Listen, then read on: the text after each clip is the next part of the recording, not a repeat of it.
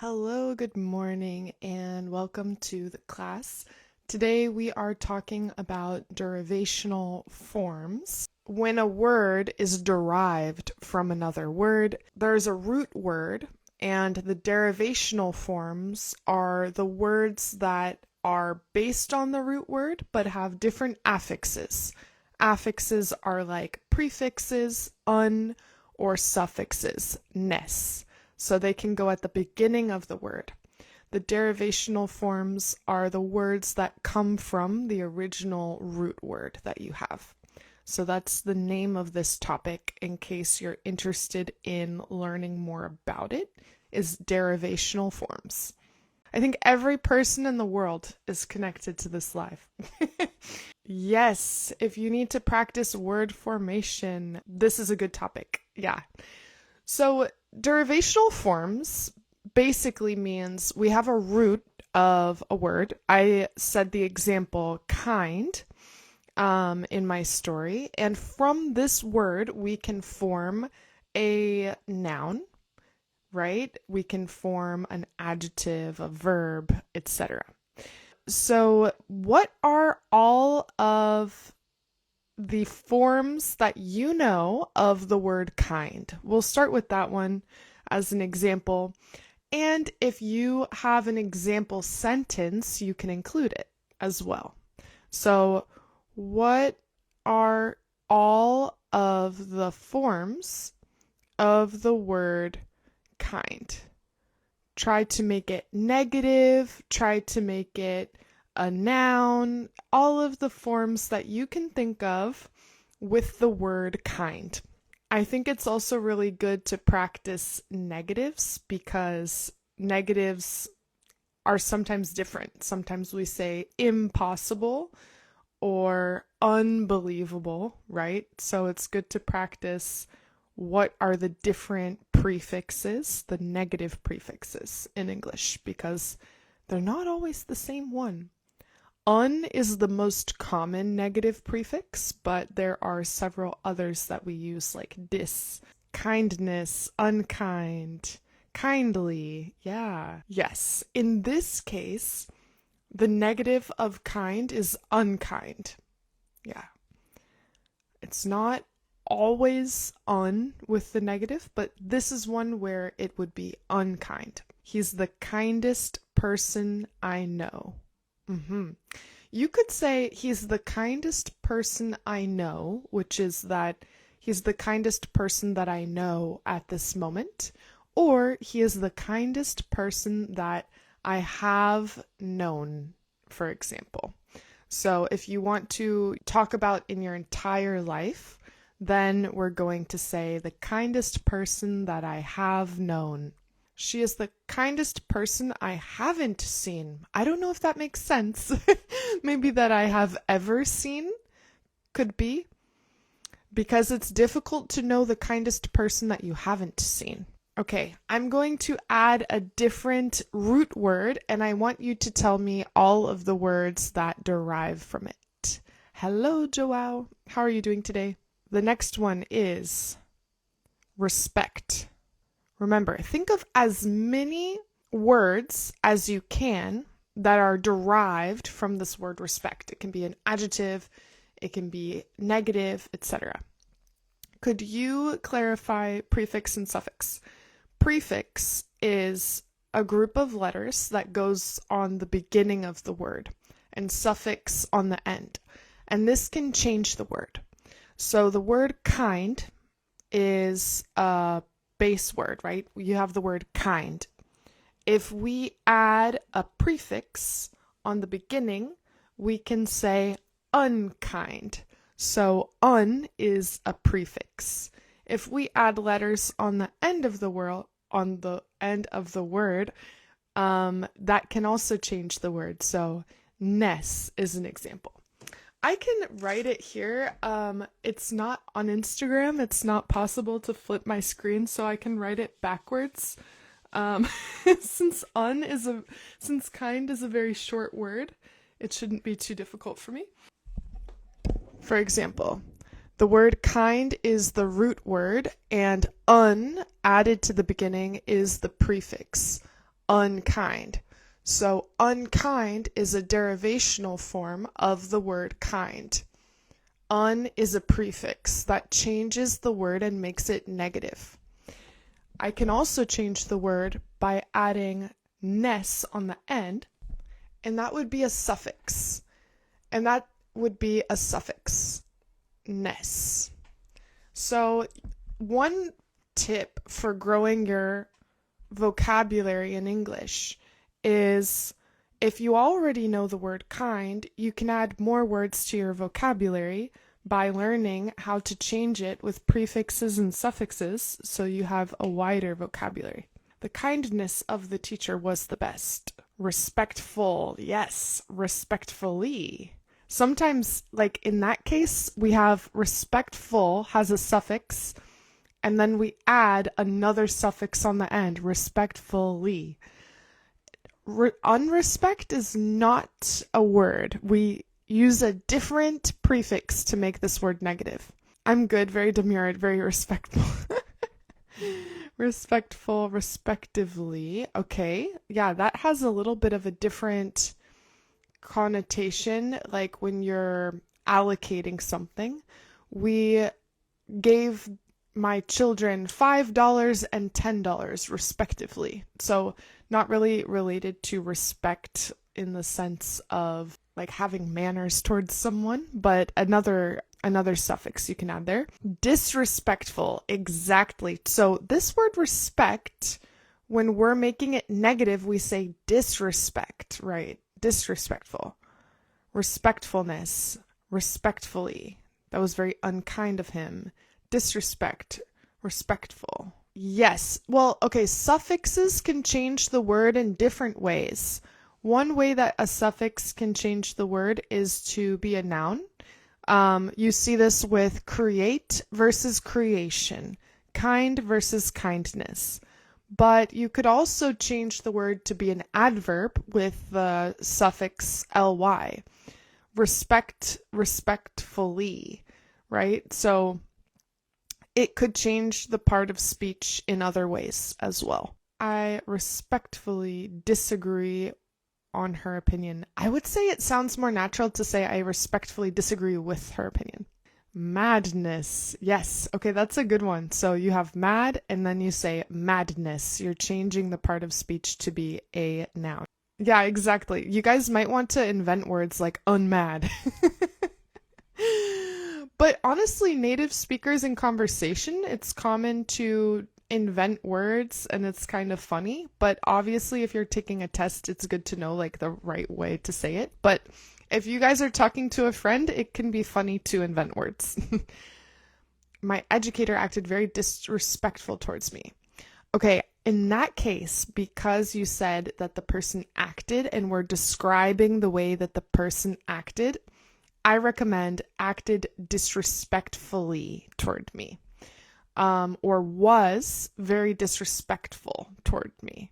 Yeah, respectively is a little bit different. I mean, it has the same root of respect, but it's not related to your treatment of other people.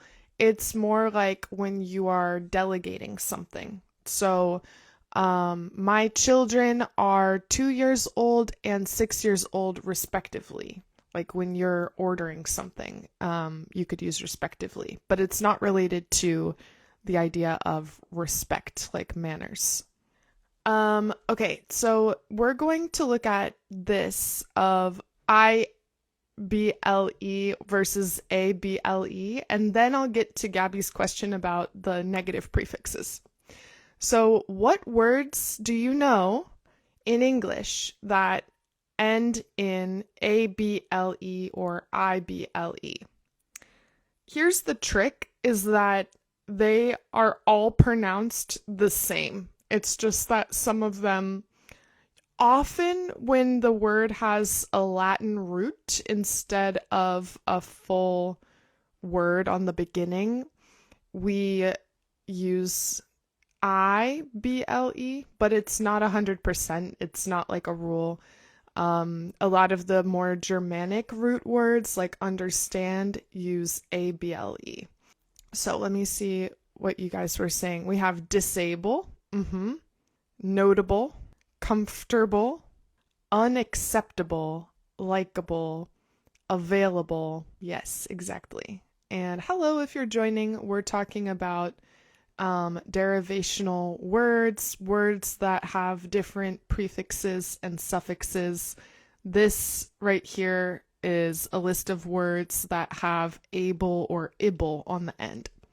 So it's really good in these classes if you can make any example yourself, because then you can have the understanding of how to form the sentence, and maybe I can correct you if you need it. Recognizable. It would be with recognizable in US English with a Z. Unshakable. That's a good one. Can you think of an example with unshakable? Impossible. Accessible. In that case with accessible, it's not an A, it's an I. That makes it a little bit difficult. We have some words like visible with an IBLE, accessible with an IBLE, and other words like unforgettable that have ABLE. And unfortunately, there's not like one rule because English steals words from different places, so we kind of just need to remember them. Unforgivable, unable to access, believable, understandable.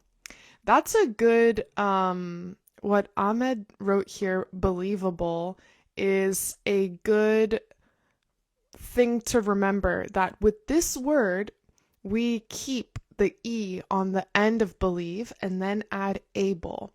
This does not happen with every suffix. Like with creation, we remove the E and add shin. So that's a good thing to remember. We made all our services accessible. Nice. Manageable. That's another one where we keep the E on the end of manage and then we add able. Her determination is unshakable. Yes, that's a good example. Terrible, readable. Yes. So you can see it is common, like what Bumyagunk wrote here, that terrible, often with these words that are like a Latin root that can't be a word by itself, it's common to add IBLE. And with these words where the word can be isolated by itself, like readable, it's common to use ABLE.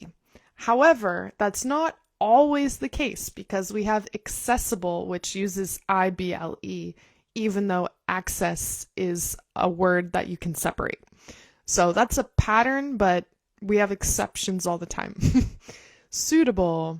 Yes. You're unforgettable, understandable. It's also common to invent words with this. If you're able to do something in a casual conversation, you can say, oh yeah, that's Googleable. Oh yeah, that's, I don't know. You can add able to words only in an informal way and people will understand what you mean.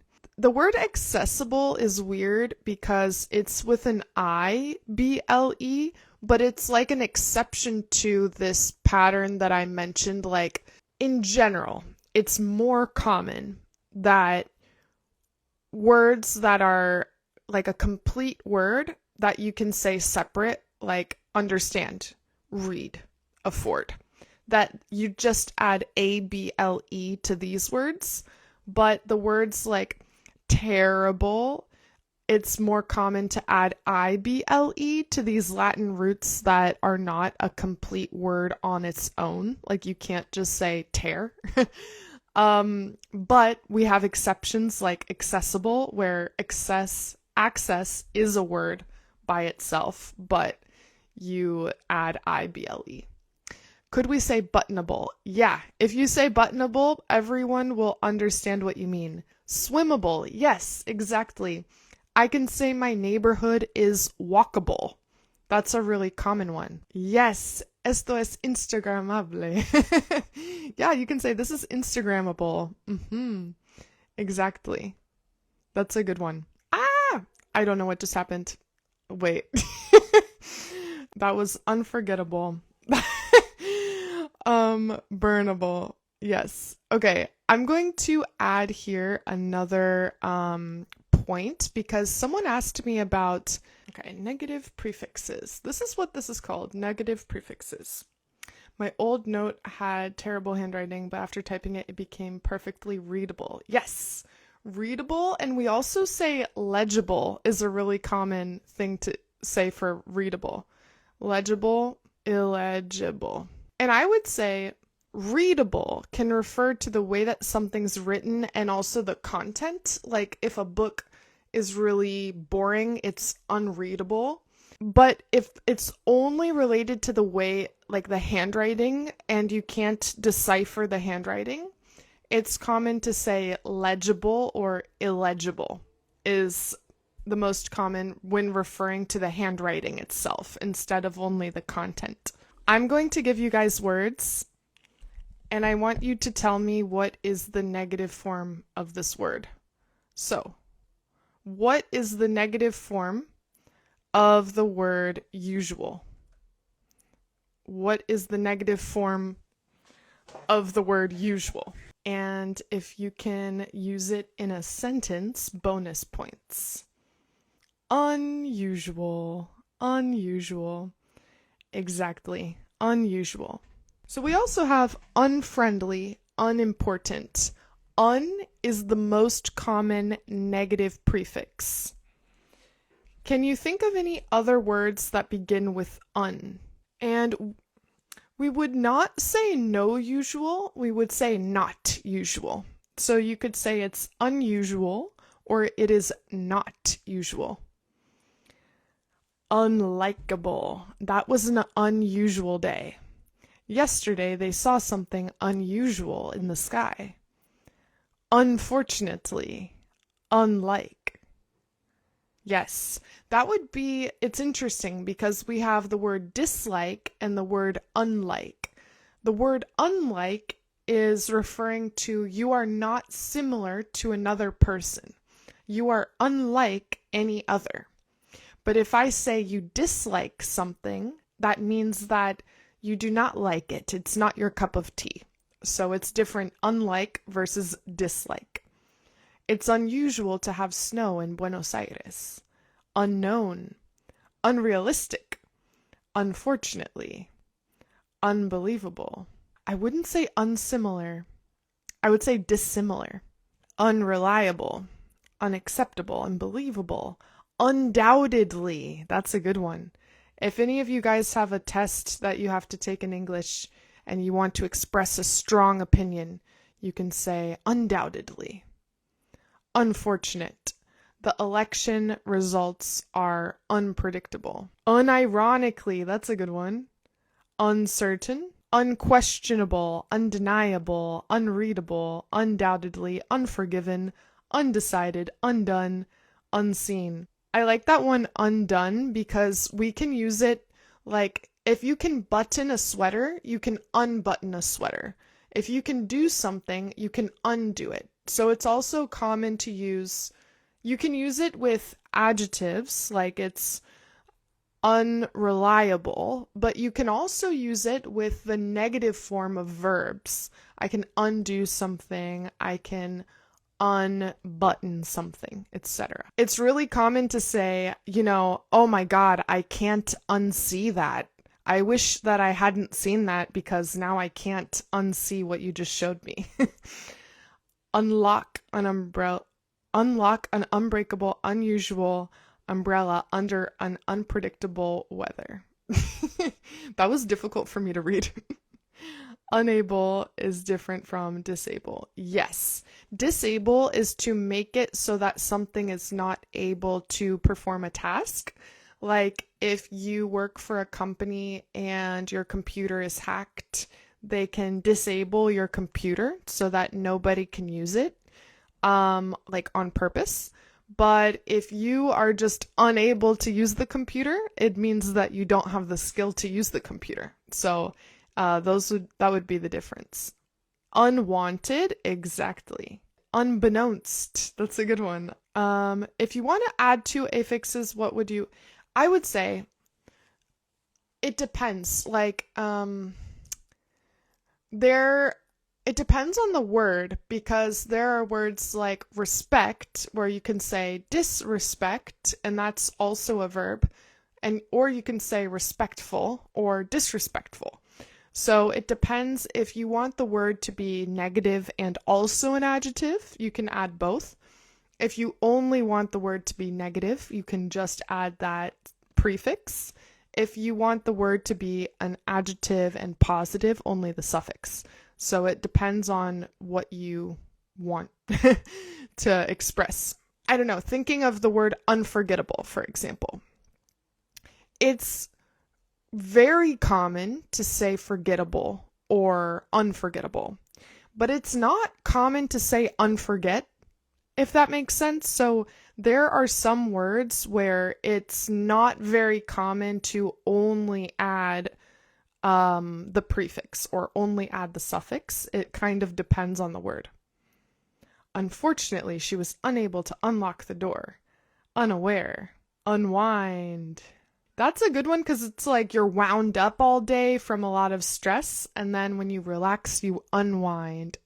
Unbound. We're going to go now to a different negative prefix. Okay, this one is the second most common negative prefix. What about the words efficient, appropriate, effective? How can I make these words efficient, appropriate, and effective? How can I make these words negative? We need to use the second most common negative prefix here. We had un before, and now we need to use the second most common negative prefix. And hello, if you are joining the class today, we are practicing derivational forms. Derivational forms means the different forms that are derived from one root word. So if I say the word kind, the derivational forms could be unkind, kindness, etc. And I'm adding prefixes and suffixes to have different derivational forms from one root word. Right now, we're talking about negative prefixes. So all of you that said the word in are correct. Yes, so inefficient, inappropriate, ineffective. That would be the second most common negative prefix. Let me read this. Many words that begin with in do not contain prefixes, like insist, initially, insult. Also, the prefix in has two meanings. It can be used to mean not the opposite of or within, like inside, in-house, etc. It can be used to mean inside or also negative. It's a little bit interesting to me that these words efficient and effective both have EFF, so maybe that's one way to remember the negative of these has in at the beginning. But can anyone else think of another word that has in at the beginning? This puzzle is incomplete. Yeah, that's a good one. Incomplete. What does inward mean? Inward means on the inside. So, for example, it's like on the inside direction. Because if I could tell you to look forward or look backward, it's in the direction of forward, in the direction of backward. If I tell you to look inward, maybe you are a very problematic person and you need to look inside to be able to see what's really wrong with you. Look inward. But you could also use it in a more literal way, like, I don't know, if something starts to move inward, it starts to move in the direction of inside, basically. It's like forward or backward, but inside. Please pronounce inefficient. Inefficient. Yeah, you might try to say inefficient, but it's more common to say inefficient. It was a really inefficient way to work. Intolerance. Inappropriate. Inactive. Inexpensive. Nice. Indecisive, that's a good one. Incorrect. Intolerant. Lactose intolerant comes from the inside. That's true. Insight. Yes. Insight is interesting because it's like your vision from inside, your insight. Incorrect. Insane. Yes, like the opposite of sane is insane. We could say insanity. We can find also different versions of these words, right? Other derivative forms. Okay. What about what's the negative of possible? Partial. What is the negative of these words? Possible, partial. Yeah, insomnia, in is a prefix because somnia is related to the Latin word for sleep. So in is like you can't sleep. It's negating the word. But we don't use really the word somnia by itself. Really, insomnia, it happens a lot with medical words that we use a Latin root for them. What is the root of the word information? I would say, so it depends. Like in English, I would say inform, but if you're going to go deeper than that to the Latin root, it would be form. But for our sake in English, if we're talking about the word inform, and then we can add prefixes and suffixes to that, inform and then ation. But if you're talking about like the Latin root of the word, it would be form, and you add into it. The root of a word is the smallest part of a word that carries its essential meaning, like in the word librarian or library. Liber is the root of the word, and it means book. Now in English, we have bound roots and free roots. A free root is a word like kind, where kind is a word, and we can have kindness, unkind, adding prefixes and suffixes. But the word kind itself is also a standalone word that you can use by itself without changing it. A bound root is like rupt in the word disrupt or corrupt, where it's not its own word in English. We need to add a prefix in order for it to make sense. You can see this with the word gustare from Latin, which meant to like. In English, gustare does not exist like it does in Romance languages, but we can say disgust, to not like or to find something foul. What other examples can you think of free or bound roots? Write them in the comments. Imminent, immediately, impossible, impartial. Yes, impartial is like neutral. I'm falling asleep. I've got a lot of somnia. I've never heard someone just say somnia. So this one is similar to the previous one. We have in, but when a word begins with P in English, we need to use the M instead of the N. So it's not impossible, it's impossible. Is impolite a word? Yes, it is, exactly. So this is similar to the previous group, but just when the word begins with a P, you need to say im instead of in. All right, the next group. What's the opposite of legal or legitimate? Illegal, illegitimate, exactly. Illegal, illegitimate. Can any of you think of any other IL words that are negative? These usually are words that begin with an L. These are usually words that begin with an L. It's interesting because you can see that we have the IN prefix, and it changes to IM when you have a word that begins with a P, and it changes to IL when you have a word that begins with an L.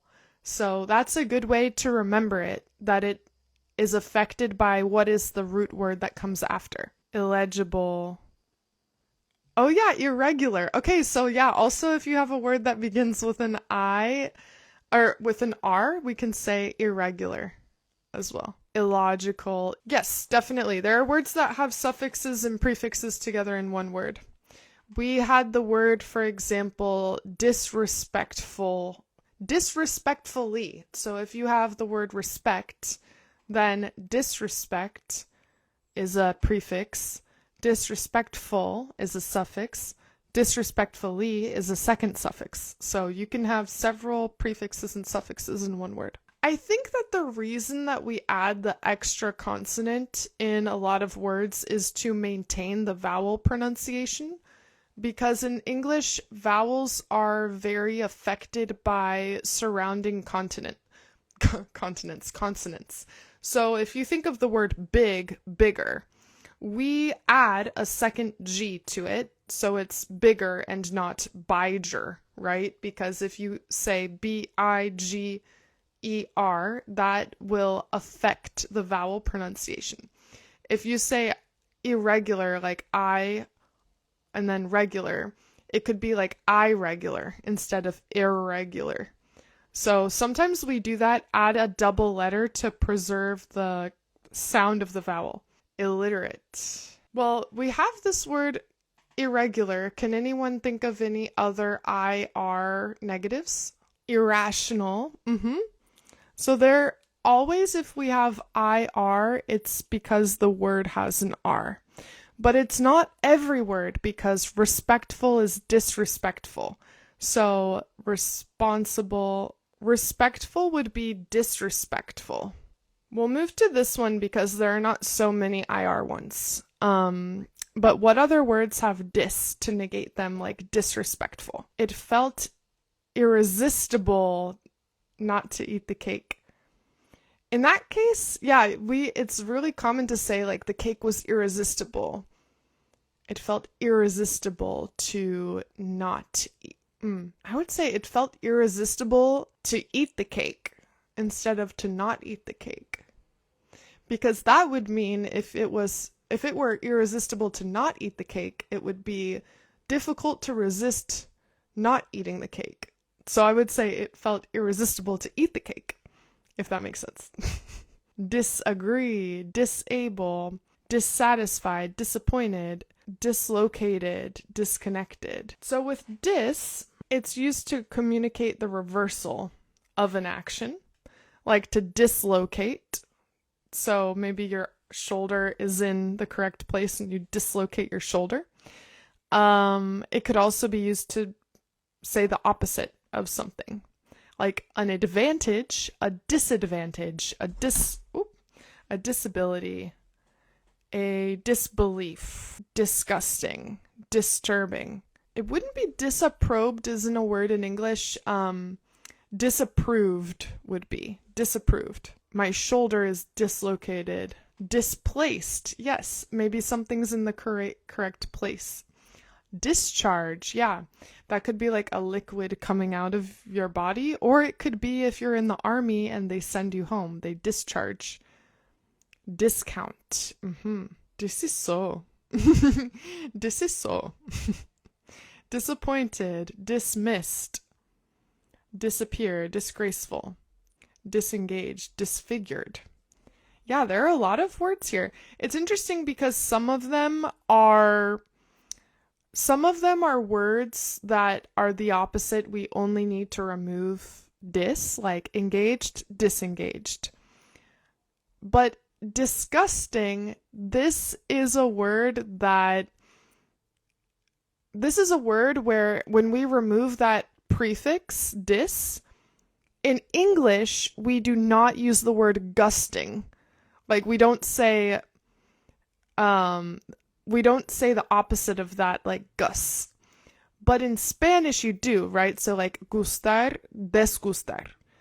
But in English, this word disgusting comes from a Latin root, and now it's not possible to remove dis and say, oh, I'm gusting this. No. So there are some words where, depending on when it came into English from the Latin language, it's possible to remove the prefix, and other words where it's not possible to remove the prefix and use that word in English because it's not an English word. So yeah, that's kind of complicated, but dis is a prefix in disgusting because it comes from the Latin root, or gust comes from the Latin root. But in English, it only makes sense to say disgust, not gust without dis. Darn, you guys know your vocabulary, yeah. Disturb. The same thing with disturb. So turb is not used in English, but it comes from a Latin root. So in English, we say disturb, but we don't just say turb. So that's something interesting. It's helpful to know Latin roots for this reason. If you speak a Romance language, you have a really big advantage compared to the people here that speak other languages for that reason, because you know a lot more Latin roots. Same thing with disrupt, exactly. So the same thing with disrupt. And distance? I don't know, possibly. I'm not sure about that one. I actually did study Latin, but it's been several years. Okay, what about, when is it possible to say non? When can we use the prefix non? Because this one came up before. When can we use the prefix non? Nonsense. Yeah, you're talking nonsense. There's a song by Sabrina Carpenter, the singer, that's called Nonsense. Non-verbal, non-profit, discontinue, non-toxic, non-fiction. I don't know, you could say, I think the most common would be to say ineffective versus non-effective. Non-profit, non-exempt, non-resident. Perfect. Nice. Non-existent, non-dairy. That's a good one. Non-dairy. Maybe non-communicative, non-stop, non-binary. I would say unhelpful instead of non-helpful. Unhelpful. Unstable. Non-negotiable. Yes, that's a good one. Non-alcoholic. Non-native. Maybe if you put a dash. If you have N together, I recommend putting a dash because it would look better. Non-native speaker or something like that. Okay, what about miss? This is a good one. What is a word that has miss as a prefix to be negative? Misunderstand. Yes, misunderstand. Misunderstand, when we say miss, it's kind of like wrongly. Instead of just being negative, the word miss has this idea of something being wrong. So, misrepresented. It's representing it wrongly. Misinterpreted. It's interpreted wrongly. Misleading. You're being led to the wrong answer. Mismatch. It's matched wrong. Misunderstood. Miscalculated. Miscommunication. Prejudice is rooted in misconception. I don't know if missing would go here.